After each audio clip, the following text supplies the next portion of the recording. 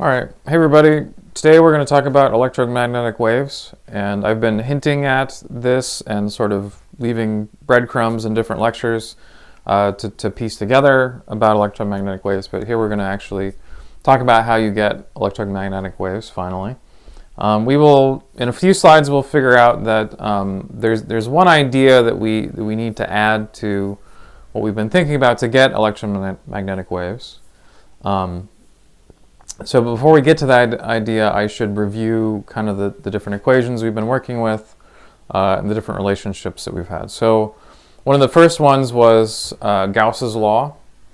So if you have some Gaussian surface, the charge enclosed in that surface is related to the electric field and the area and things like that.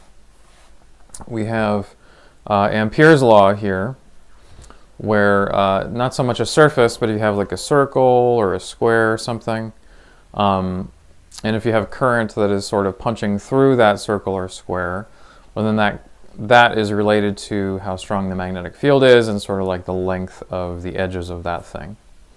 So that's Ampere's law. We also have Faraday's law, in which a changing magnetic flux, whether it's a changing magnetic field or changing area or something like that, if there is a changing magnetic flux, that can produce an electric field. And so let's try to at least qualitatively think about how we might be able to create an electromagnetic wave this way. Now, the problem is that we're mostly not going to be able to use charges in order to create this electromagnetic wave. So if we don't have any charges and we don't have any current, right? And if we don't have any current, then the magnetic field is going to be zero, right? And so the magnetic field being zero, then the magnetic flux is not going to be changing, right? If the magnetic flux is not changing, we're not going to be able to produce an electric field from that. Now, I haven't really emphasized Gauss's law here, and if we don't have any charges, it's true that the charge enclosed is zero. But in principle, that could be because like the net charge is zero or something like that. So like Gauss's law doesn't tell us too much about the situation in which we're trying to create an electromagnetic wave. But again, if there's no charges that we can use, and the current is zero, if the current is zero, the magnetic field zero, the change in magnetic flux is zero, and then we can't get electric field off of that. So that's the conundrum that we're in. By the way, part of this conundrum is that sound waves, different types of waves, require a medium to move through. So sound waves have to move through the air or water or a fluid of some kind, or the sun, for example. Maybe it's a plasma. There's some medium that it has to move through, and if there is no medium, then there's no sound. So in Physics 1250, I just finished recording a lecture that says, in space, no one can hear you scream. Is because there's no air up there for the sound to move through. Now, electromagnetic waves are a little bit interesting because we're trying to figure out how to get these electric and magnetic fluctuations to propagate through vacuum. So there's no particles there whatsoever that can help us propagate this thing. We're still trying to make it work. So we can create a magnetic field if we have just one charged particle, right? We can move it around, we can create a magnetic field, we can create an electric field. But to have that propagate through nothingness, is kind of a puzzle. And the short story of this slide is that we don't have all the puzzle pieces together to make that happen. We're missing something. So this is what Maxwell realized in sort of the mid-1800s. All right, so here's the question. We're going to do a thought experiment. Einstein loved to do thought experiments, which is that let's say that we have a capacitor here that we are charging up. So there's some kind of current that's going through this wire. So we are probably sucking electrons from here and going this way, and maybe we're shoving electrons onto this side, something like that. So there's some kind of current. And the question is that if you take a magnetic field probe over here, what do you measure as the magnetic field? Straightforward problem. There's nothing really that outer space about it. Now, what would you actually measure? Well, we can, we can use Ampere's law to answer this question, for example. So if I make my little Amperian loop here, I say, all right, well, there's the magnetic field at different locations around this circumference equals the magnetic permeability times the current. It's okay if the current is changing with time, that's fine. That just means that the magnetic field is changing with time. So the larger the current, the larger the magnetic field. And so according to Ampere's law, we would get for sure a magnetic field here that you can measure. And sure enough, if you did this experiment and took one of our magnetic field probes, which we do have over at OSU Marion, you would measure a magnetic field here for sure. So there's no monkey business there, no real surprises, nothing like that. We haven't really gotten to the interesting part of the thought experiment, which is what is the magnetic field at this point? So again, the capacitor is charging up, it has a current that's changing with time, and we can do our Amperian loop and draw our little circle here and say, all right, well, there's the magnetic field times the circumference times the current that is punching through this thing. But the problem is that there's zero current punching through this thing because there's no way for charges to go from this side of the capacitor to that side or vice versa. And so we would have to say that the current through this Amperian loop is zero.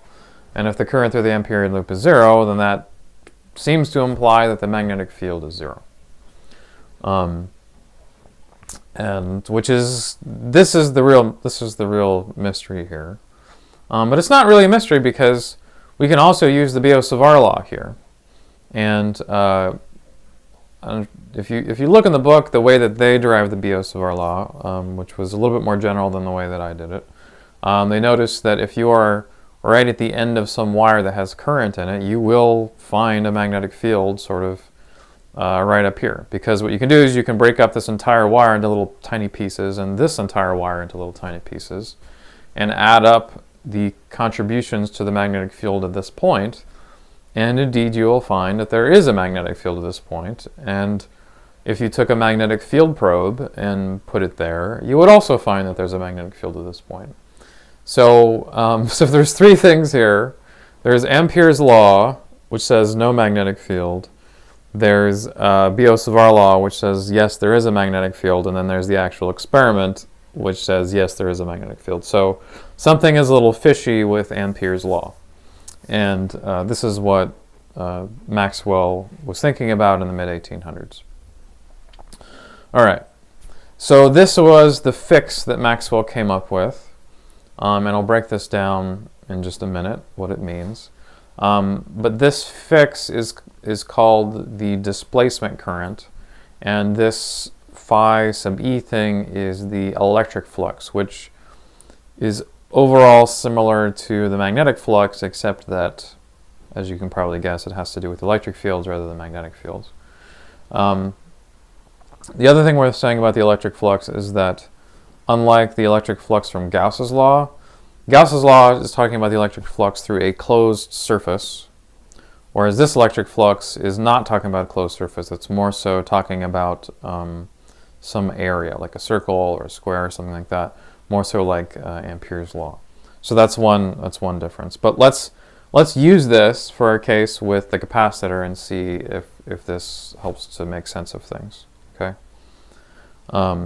Yep. So similar to the electric flux from Gauss's law, but you notice there's no circle here. The circle means a closed surface, right?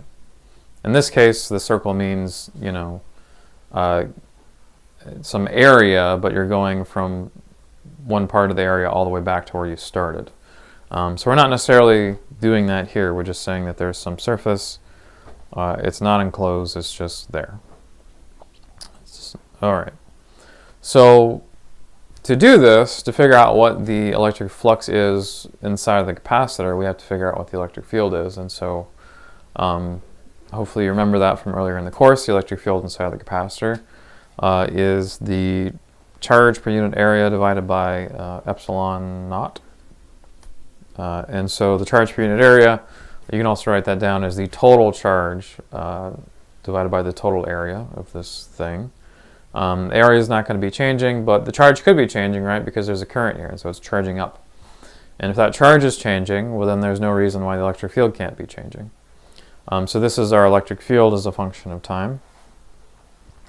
And so we can use this to figure out what the electric flux is. And lucky for us, the electric field is nice and uniform here, and so it's going to make this this integral here much easier, right? Because the electric field's uniform. You got the area there. So here we go. So this is our integral. The electric field's constant, so we can bring that outside of it like that. And then if we're going to integrate over the little tiny pieces of area that's in our Amperian loop, it's just going to be the total area, right, which is just going to be pi r squared, something like that. And so this is our magnetic flux goes, our electric flux goes from this somewhat scary looking thing to just whatever the magnitude of the electric field is times whatever the area of this thing is. So we can put this all together, right, because we know what the electric field is here. And we can say, all right, well, electric field is Q over E naught A. This is the same area, and so the area cancels out. You end up with Q divided by epsilon naught.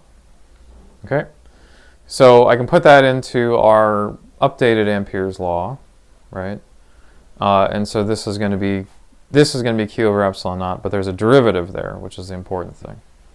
So even though the physical current, there's no actual electric charge, there's no actual electrons jumping from one side of this thing to the other or vice versa.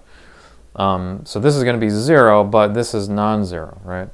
And so we're going to have the derivative of Q over epsilon naught, and then epsilon naught's going to cancel with this thing, with that factor, and we're going to end up with the magnetic permeability of free space times the derivative of the charge.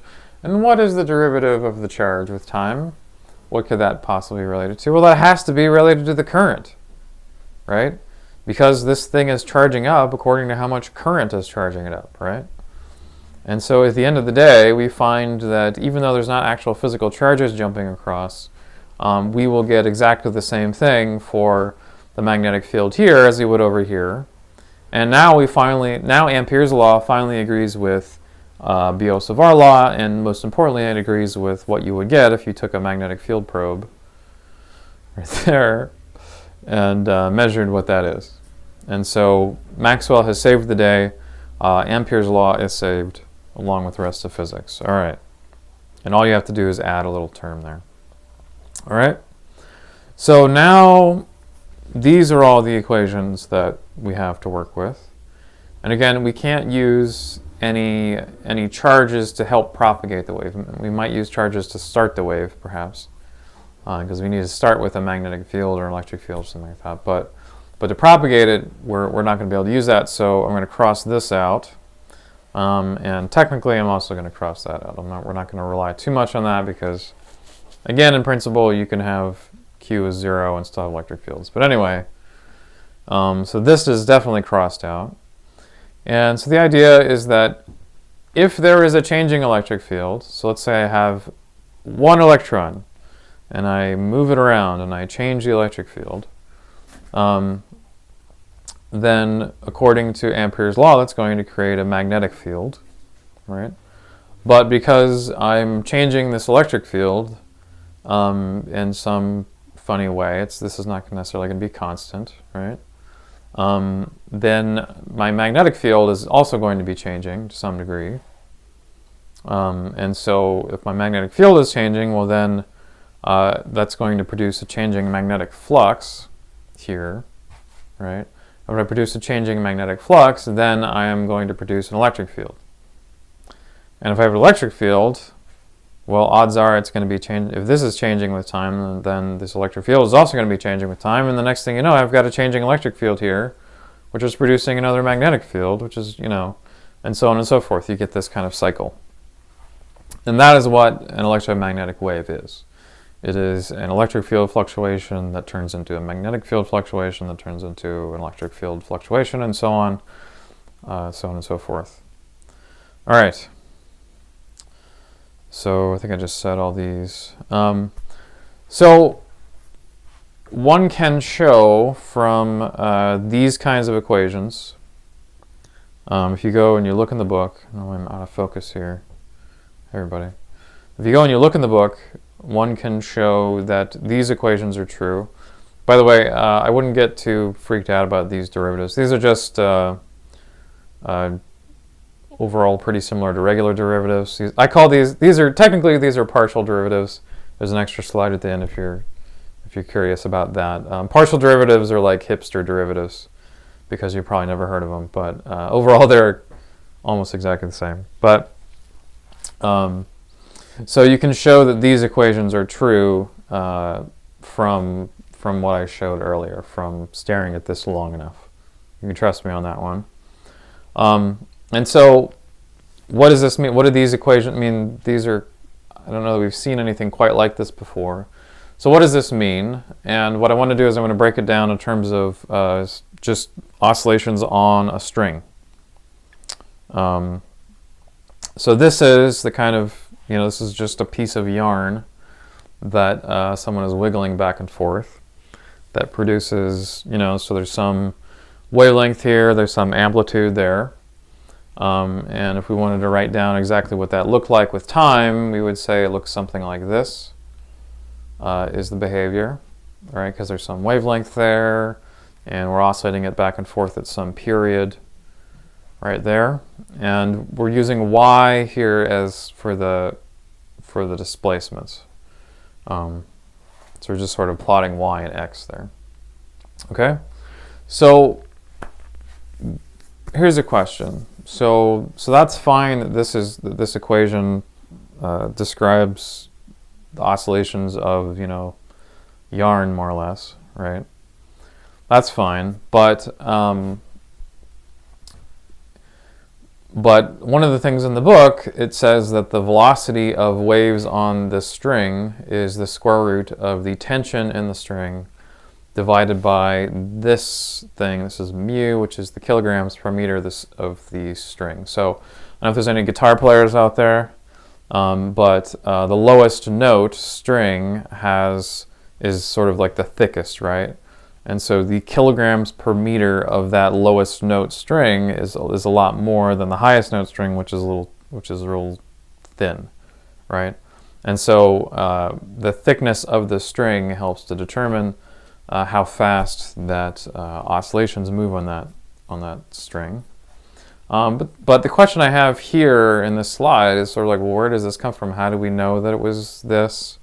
It just seemed to come out of thin air.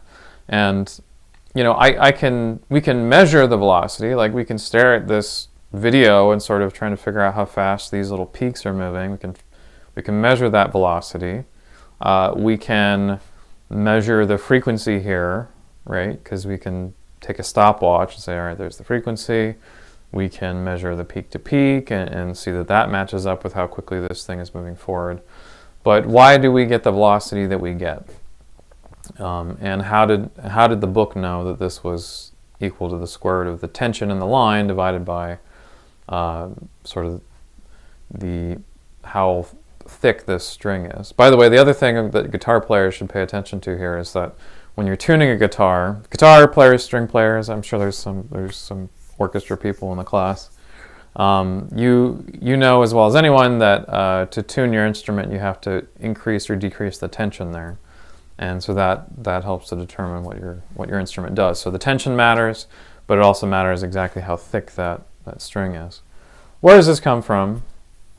Well, here's, just ignore this stuff on the bottom for the moment, but this equation, if you look at chapter 16, this equation basically relates to kind of a F equals ma argument. So this is the tension in the line.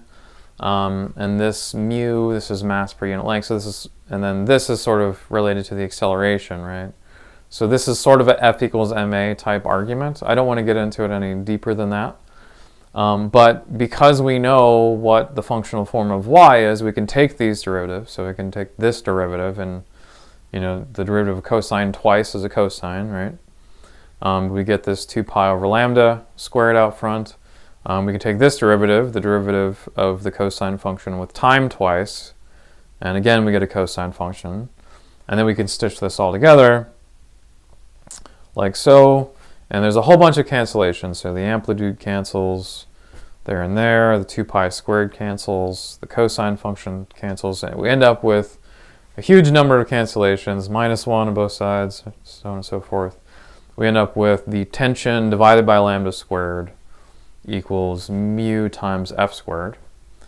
And then if I just multiply both sides by lambda squared divided by mu, I get this. And then this is just the velocity, right? So the velocity squared in particular. And so that tells us that this is true. So ultimately, this thing kind of produced that.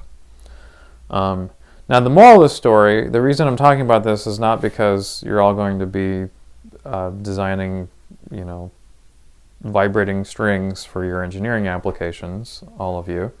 The reason I mention it is that whenever you have an equation that looks anything like this, in which t is a constant and mu is a constant, and you have these derivatives here, that tells you that there is waves going on, and if you consider this carefully, it can tell you how fast those waves should be moving.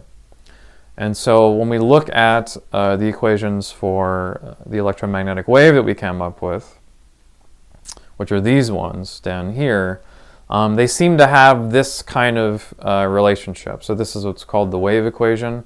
And again, this is basically the same thing that I just talked about up here, like that. It's a slightly more general form. So these two equations do indeed have this kind of a form. And so if we stare at these equations long enough, we can figure out that what the velocity of these electromagnetic waves should be, right? Because if 1 over velocity squared, right, and if you think about this previous equation carefully, if I divided both sides by the tension here, I get mu over t, which would be 1 over velocity squared, right? So if I think about these equations, what does this tell me about the propagation velocity of these electromagnetic waves? So if you stare at this, both of these equations seem to indicate that 1 over velocity squared for these waves is mu 0 and epsilon naught 0. And what's remarkable is that we can measure these things, right? We can measure these in labs. We can say, all right, well, I'm gonna put exactly 1 amp of current through this wire, and I'm going to measure at exactly this distance from the wire, and I'm going to see what magnetic field that I get, and from that measured magnetic field, I can infer what mu naught is. And same thing with epsilon naught, because with 1 charge, the electric field from that is kq over r squared. Q is 1 over 4 pi epsilon naught. And so if I just say, all right, I'm going to have something of this charge, and I'm going to measure what this electric field is over here, and I know the distance between the two, I can figure out what this epsilon naught is. It's very simply related to k, right? Because k is 9 times 10 to the 9. They measured that.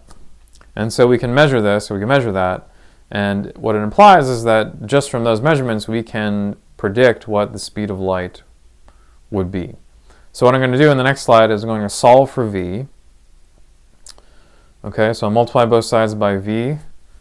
Multiply both sides by v squared, divide both sides by mu naught over epsilon naught, and then take the square root. You end up with something like this. So we can take what we know about these constants, right? So mu naught is 4 pi times 10 to the minus 7. Right, epsilon naught is 8.85 times 10 to the minus 12th. So we can do 1 over the square root of that. That gives us 3 times 10 to the 8. So if you stick this into the calculator, indeed that is what you get. So when Maxwell realized this, when Maxwell looked at these equations, arrived at these conclusions, looked at these equations, he's a smart guy, so he's aware of the wave equation, and then he did this calculation. He knew that he had just figured it all out. Like, he knew that he had come upon something pretty astonishing, because up to that point, there was really no relationship between studying like optics and light and studying a magnetic and electric field and things like that. They did not understand the connection between those two things. But now Maxwell is discovering that light itself is a series of electric and magnetic fluctuations propagating at this speed. And so again, when Maxwell did this calculation and realized that he had come up with something that was approximately the correct speed of light that was known at the time, that's how he knew he was on the right track. Here's the fun question, though. How in the world in the 1800s did they know what the speed of light was? Okay, I don't know if you've thought about this. I think I've said a lot of these things. How could Maxwell have possibly known that the speed of light was 3 times 10 to the 8 meters per second, approximately, right? Because it's not as if in the 1800s they have like these atomic clocks that can measure like, all right, the light was emitted here and here, and a nanosecond went past and the light went this far, right? That's one way you can measure the speed of light, right? So you can put a signal on a wire of known length and see how long it takes that signal to go around and come back again.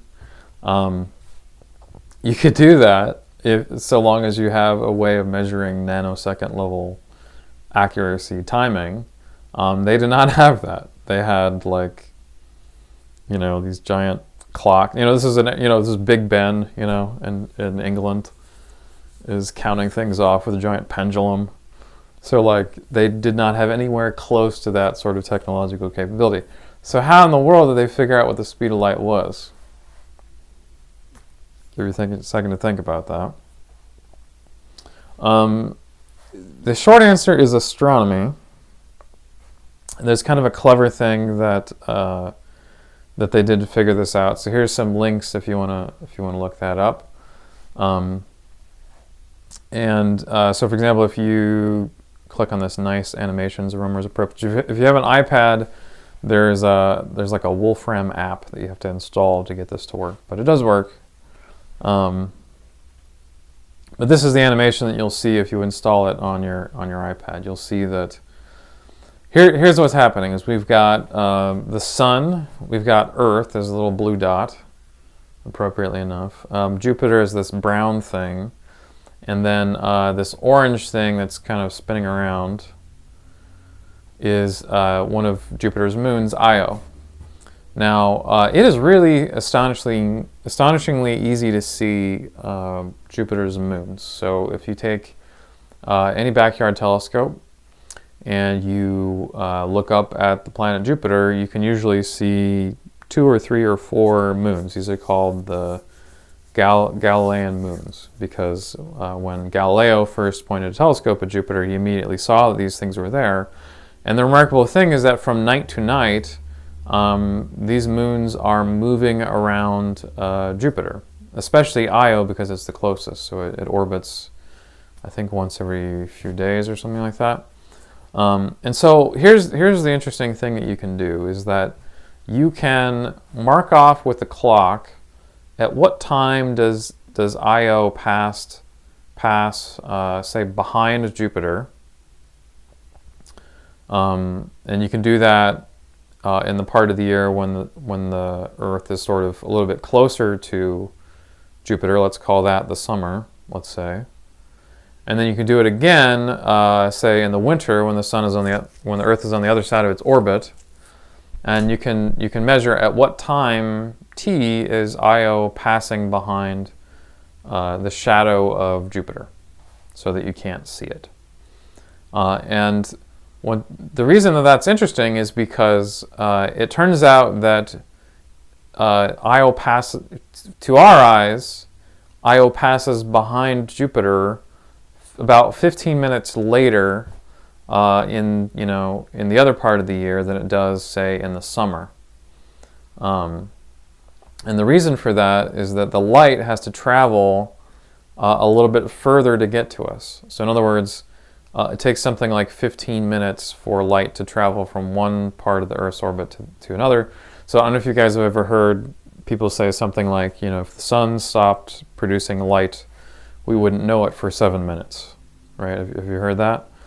Well, that would be the distance from the sun to the Earth. If you double that, that gets you to about 15 minutes. And so, so even in Maxwell's day, they didn't have nanosecond precision clocks, but over the course of a year, they had clocks that were accurate to within a minute or two or better.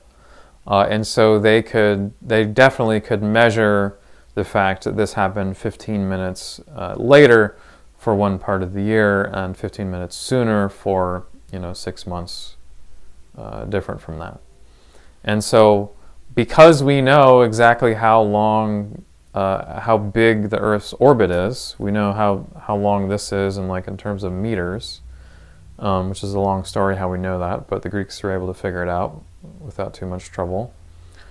Because we know how long this is in terms of meters, and we know how long it took light to travel it, well, velocity is distance divided by time. That gives us a velocity for the speed of light, and that velocity is in the neighborhood of 3 × 10⁸ meters per second.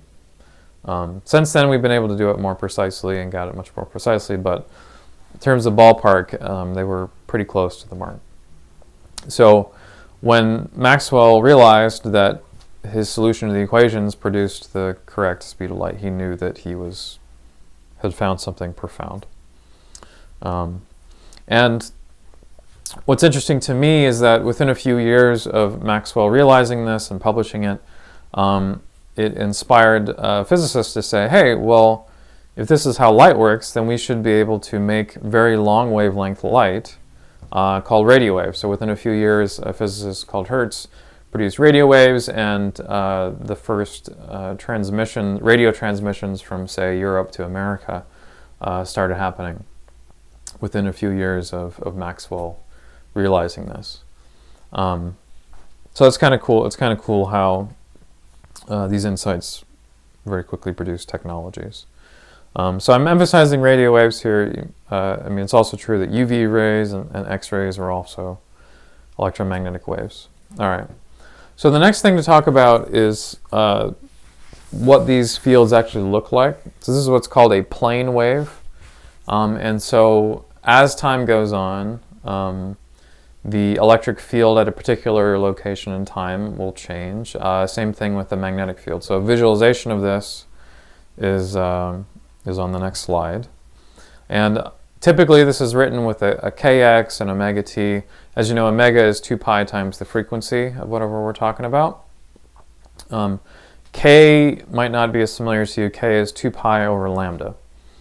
And so you'll very commonly see these here. And important to note, if you think about how quickly the peaks, the crest moves forward, you could set this equal to 0 and try to figure out at what position x does this thing march forward. Well, you would find that speed would be omega over k, but because omega is 2 pi times the frequency and k is 2 pi divided by lambda, that means that this formula already sort of bakes in the knowledge that this thing is going to be moving forward at the speed of light.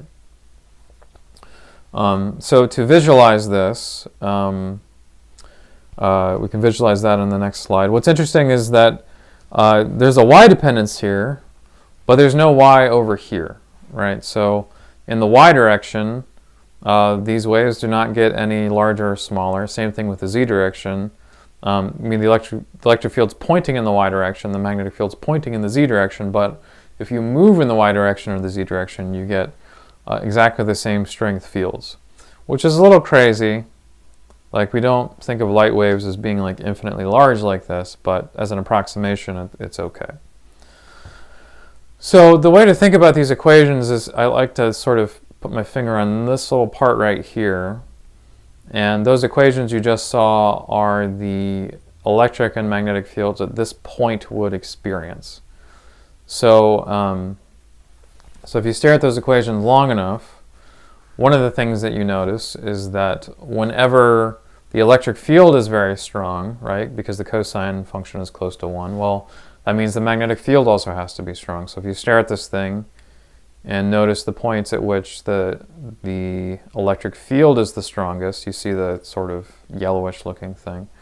When that's the strongest, the magnetic field is also the strongest.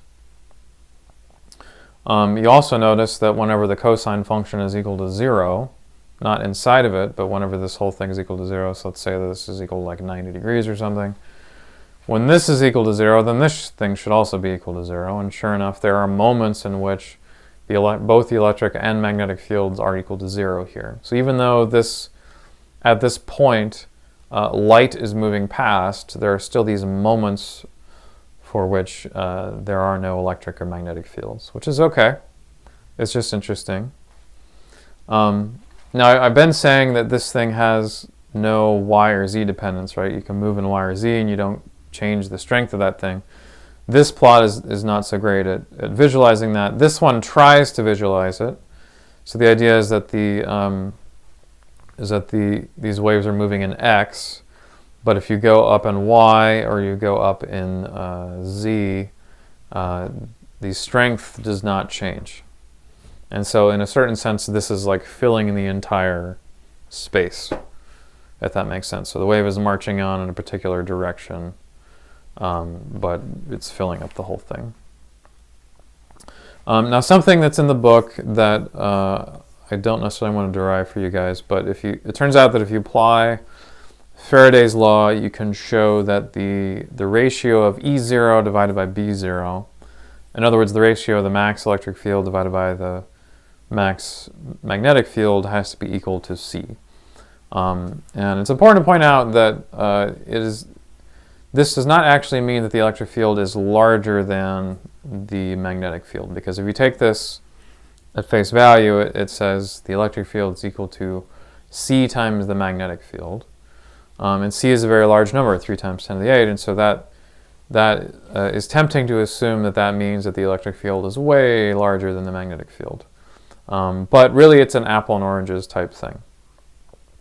So you can't compare electric and magnetic fields directly in that way. It just happens to be that the numbers are different.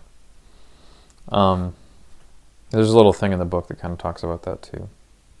Now what do I actually expect you guys to be able to do with these kinds of problems? Well, one of the things that you'll need to be able to do is figure out which direction these waves are even moving. And so for example, if there's electric field fluctuations and magnetic field fluctuations, there is a right-hand rule that tells us the direction that wave is propagating. So, which is this equation.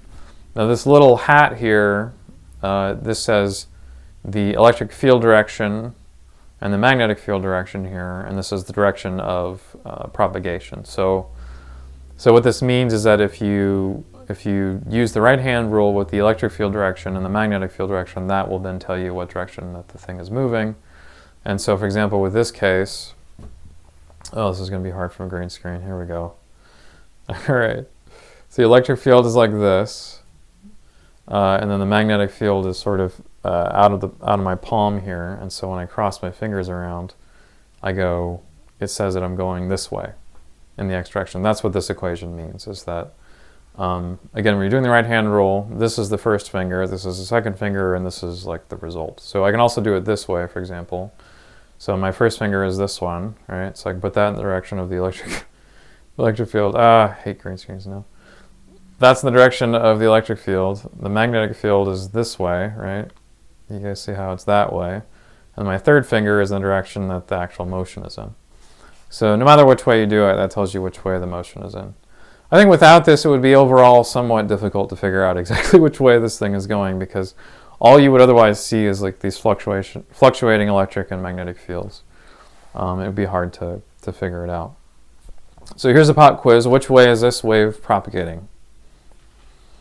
And I'll give you a hint. It is either plus y or negative y. So, all right, talk to your neighbor. If you have a neighbor, talk to your dog or cat, really, and see if they agree.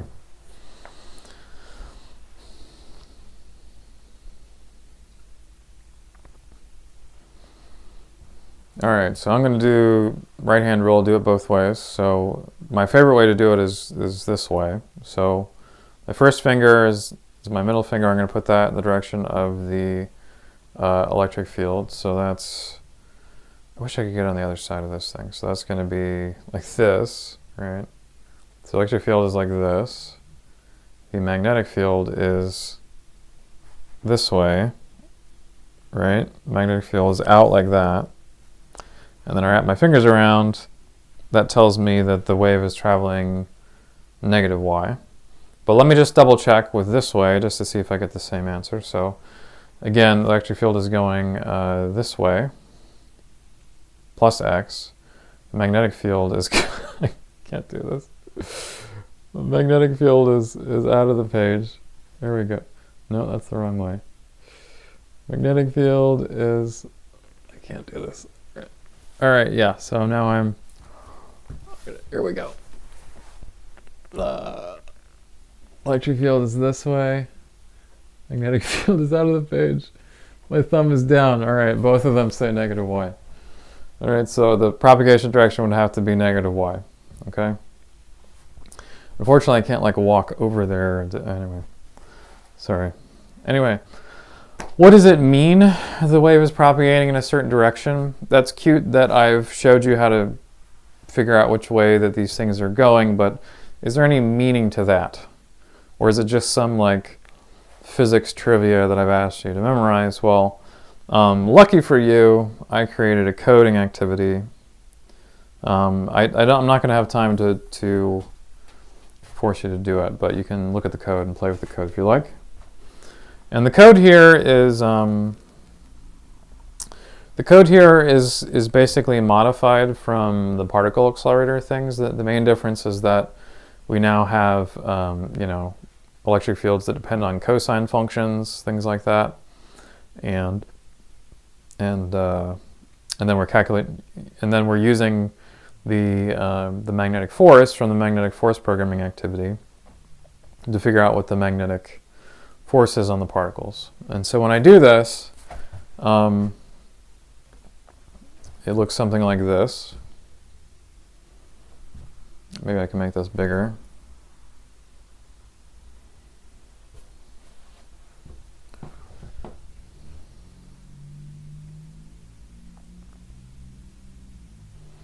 So one of the things that you should notice here as it's going is that it's a negative charge here.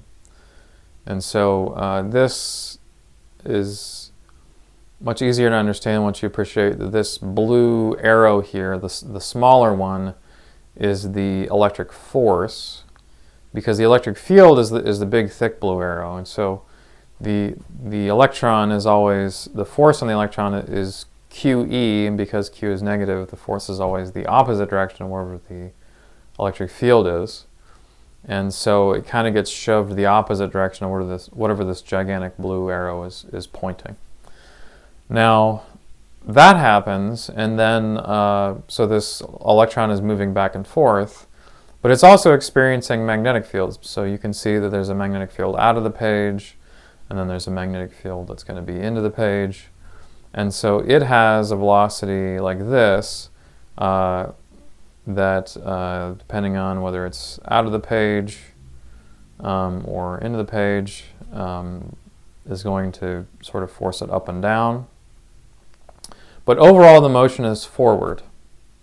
And so if you think through all this and you say, all right, well, so say for example, like right now the velocity is positive x, and then the magnetic field was negative z.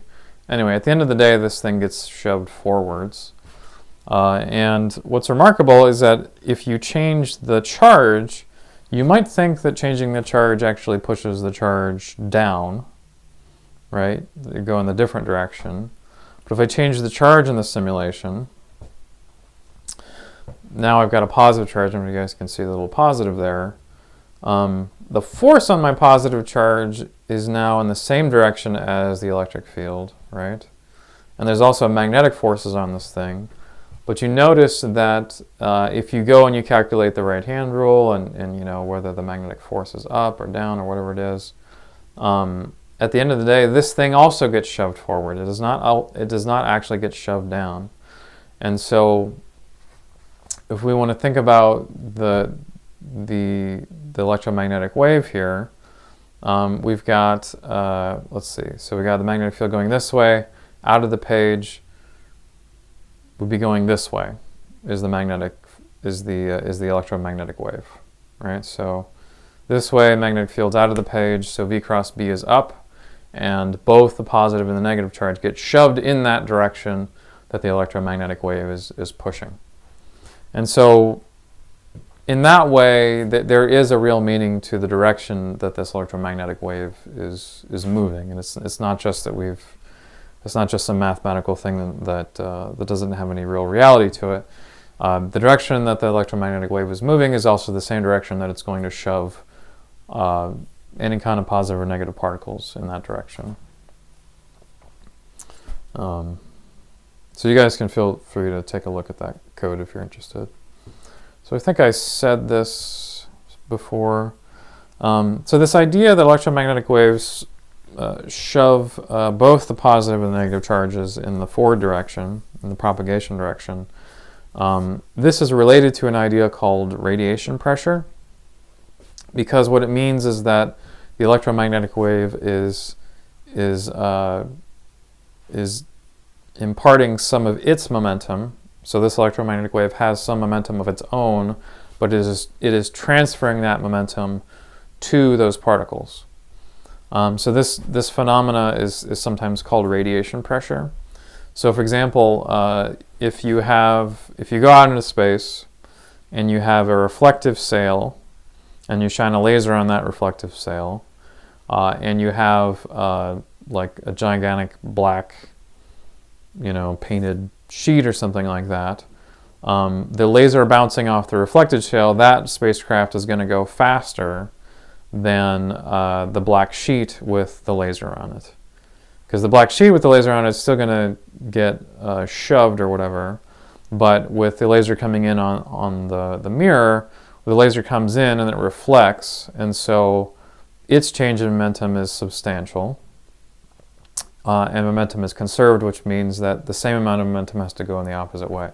So you get twice as much momentum transfer from having a mirror as you would having just a black sheet of some kind.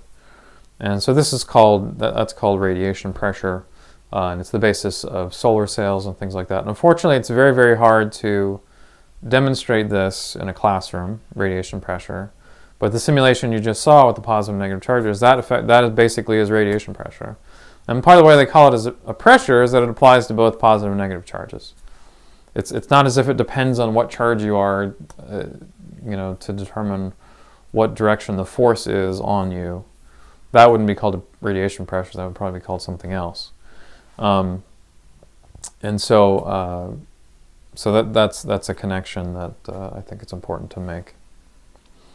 The next topic we're going to talk about is that I think from maybe like 2 years ago, maybe 3 years ago, there was brand new iPhones that everybody had to have. I'm more of an Android guy. Thank you very much. Saved my money. 120 bucks. Last me for 3 years, people. No regrets. This is part of their ad campaign.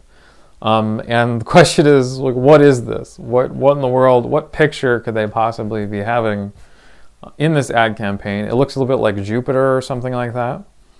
But the answer for what it is, and I'll wait, you talk to your dog and cat, try to figure out if you know what it is.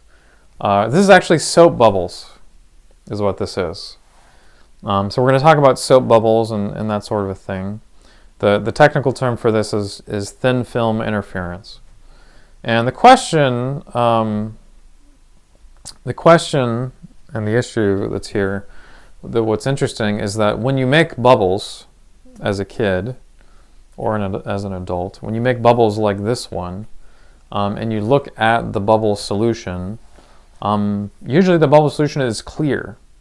And so you're using a clear bubble solution to create these bubbles, but if you look closely at the bubbles, they are greens and purples and oranges and things like that. And so where did all that green tint come from? Where did all the purple tint come from? Things like that. Well, it's not because there's coloration in that bubble solution. It's because of thin film interference, which is what we're going to talk about. Now, in problems that you'll see on thin film interference, it talks about how the wavelength of waves depends on the so-called index of refraction of the medium that it's in. And so let me explain what that means. So if you have waves traveling through air, the index of refraction for air is 1, which is the same as vacuum. And so you get a wavelength like this one. But if you travel into glass, the index of glass might be 2, and so the wavelength is going to be half as large as it was when it was just in the air. And so light that's incident on glass is going to, eventually move out of it. But inside of it, the wavelength has to be much smaller, and we have to think about that. Now, what's really going on here is that the waves are traveling slower in a medium. And so if you look at this animation, you see, all right, well, there's something that's emitting some kind of light wave here, and it's traveling out slowly, slowly, slowly. What's interesting is that it's more compacted here in the glass. Now, it's not necessarily that the frequency is slower, right? If I had a stopwatch, I would conclude it takes the same amount of time for these crests to move past me here as it was here, but the crests are much further apart up here, is what I would find. And at the end of the day, this causes the light to bend, which is interesting. But we're mostly going to talk about this in terms of thin film interference. So later on, we'll be talking about like air to bubbles and back out. So the index might be closer to water, which is, I forget if it's like 1.3 or something. But anyway, so this is the waves move slower in a medium, and you can almost see it move slower from here because they're moving a little bit faster out there. So remember that the frequency times the wavelength equals the speed in the medium, and I just said that the wavelength is the index divided by n, and so that means that the speed in the medium is the speed of light divided by the index of refraction. So let's see. It turns out to be very important for thin film interference. So this is the kind of thing that is happening in thin film interference. So this could be glass, it could be the edge of a soap bubble. What's happening is that you have light that is coming in, and it meets the first surface, and some of that light is going to get transmitted, right? And some of that light is even going to go all the way through, and that's fine. But not all of it, right? Because some of the light is going to be reflected at this first boundary, and some of the light is going to be reflected at the second boundary. In other words, some of the light is going to get through this part, it's going to get to this part, and then when it gets here, it's going to bounce back and start heading back out the opposite direction. And so really you have, when you're looking at the reflected light, because when you're looking at this, you're looking at this from over here, right? Because you can't see the light that's traveling to it, because that light is traveling away from you. The only thing you see is the light that's traveling to your eyes. And so what you see is the sum of the light that makes this first reflection and the light that reflected off the back and then went through this one and kept on going. And so what you're going to see is the sum of these two light waves, which I'm going to talk about in the next slide.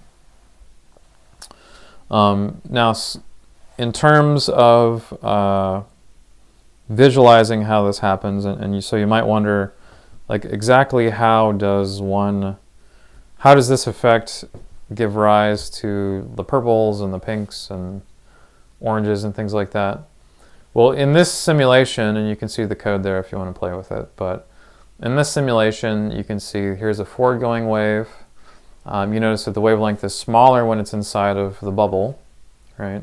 I don't even show the wave, escaping off this side because I just feel like it's already cluttered enough diagram. But this wave is moving forward, as you can see. This is the reflected wave off of this wave off the surface, right? This wave here is the wave that is this wave reflecting off of the back surface. And then the sum of these two waves is what you actually see with your eyes. So in a certain sense, your eyes are kind of seeing this thing. And as the simulation goes, the wavelength gets longer and longer, so you might have already noticed that the distance between the peaks here is a little bit larger than it was when we first started a second ago. But for some of those wavelengths, you get absolutely zero. And so what happens is that the peaks of a peak here lines up with the valley and you get nothing. And then later, you find that the peaks are almost exactly the same, and those add together. And those are the wavelengths of light that you do see. Whereas if the peaks and the valleys line up, those are the wavelengths of light that you don't see. And so this pattern is what makes soap bubbles so interesting to look at. Again, it's not because there's any kind of pigment in the soap. It's because you're getting the cancellation between these two waves. And obviously, you can think about this at different angles. I'm just trying to make this as simple as I can and sort of heading edge on. But this is the basic thing that's happening, and we got to figure out what wavelengths are going to go through and what wavelengths are not. And in an engineering environment, this is a very, very important way of measuring the thickness of semi-transparent things. So, because you could take a caliper to this thing, right? But if it's small enough, if it's like 50 microns or something like that, taking any caliper to it is just going to break it. 50 microns is like half the diameter of human hair. And so you're very likely to break whatever is there if you're just using a caliper or something like that, or ruler or something like that. This is a much more accurate and effective way to measure anything that's thin and semi-transparent. If it was opaque, then it's not going to work. But so in the worksheet, we will discover together that you get constructive interference if the thickness, if twice the thickness of this soap bubble thing is equal to some integer half fraction of the wavelength divided by the index of refraction. So that's constructive interference. So you would see these wavelengths. But you get destructive interference if instead this is true. And where does this come from? Well, the way that just schematically, the way this works is that this is the wave that is reflected off the front surface. So it's actually going to positive x because of this minus sign. Now, off the front surface, because it is going from, because you are reflecting from high index going into low index. So low index is air, right? So you're reflecting from glass or water, something that's a high index thing. Because you're reflecting like that, then you have a phase shift. If you read the book, it'll talk about why you get a phase shift. And so this is the reflected wave. And then the other wave, which is a little bit harder to understand. But the other wave that you get, again, this is the wave that went all the way through and reflected back. This one is also traveling towards positive x. But there's this extra factor in there. But there's no phase shift because when it reflected, it was reflecting inside of the bubble to the bubble. So it stayed in water the whole time. And so there's no phase shift here. But they're both oscillating at the frequency. One thing to note is that just because you're in a medium, that doesn't mean the frequency has changed. The only thing is the wavelengths changing. So what we do is we take this result for the first reflected wave and this result for the second reflected wave, and we use our trig function to figure out under what circumstances does this constructively interfere and what circumstances does this destructively interfere. And what you end up finding is that when you do this, I believe the cosine term should cause a cancellation of omega t with omega t. And so then it's all about thinking about this cosine term. How can I make the cosine term equal to 1? That would be constructive interference. Or if I want to do destructive interference, how do I make the cosine term equal to 0? Because if the cosine term is equal to 0, then everything's 0 and it's destructive interference. But if the cosine term is still equal to 1, you still have this oscillating term over here. There's an omega t over here and the sine term, and that's fine. So, so that's what you'll do on the worksheet. I don't want to ruin the fun, but that's ultimately what you get. Now, in terms of just in the lab, what would this look like? So if you had a 1 micrometer thin film, which by the way is ridiculously thin and easily breakable, this is the kind of thing that you would see. You'd see these peaks. But if you have 2 micrometer film, it might look like that. So this is why this effect is very useful for measuring the thickness of semi-transparent things. And I used to not be all that interested in this unit. I used to think it was kind of boring, but then my friends at Wright-Patterson Air Force Base, they have these colliding liquid jets, and so you're seeing these 2 liquid jets colliding here. There's liquid jet coming in from here, and there's liquid jet coming in from the other angle, like that, and they collide at this point here. And this one kind of keeps on going, and the other one keeps on going, but the important thing is that they make a thin film of liquid in the middle. And they've done this with water and a couple of other different liquids. And this is Adam. He's a student at OSU Marion. He's graduated now, but he did an internship at Wright-Pat. And his job at the internship was to use thin film interference and a spectrometer, kind of like you would see here. This is basically output from a spectrometer, to figure out the thickness of, to do a thickness scan of these things. And so he found that, it got down to about a half micron in thickness, so 500 nanometers in thickness, which is pretty crazy thin.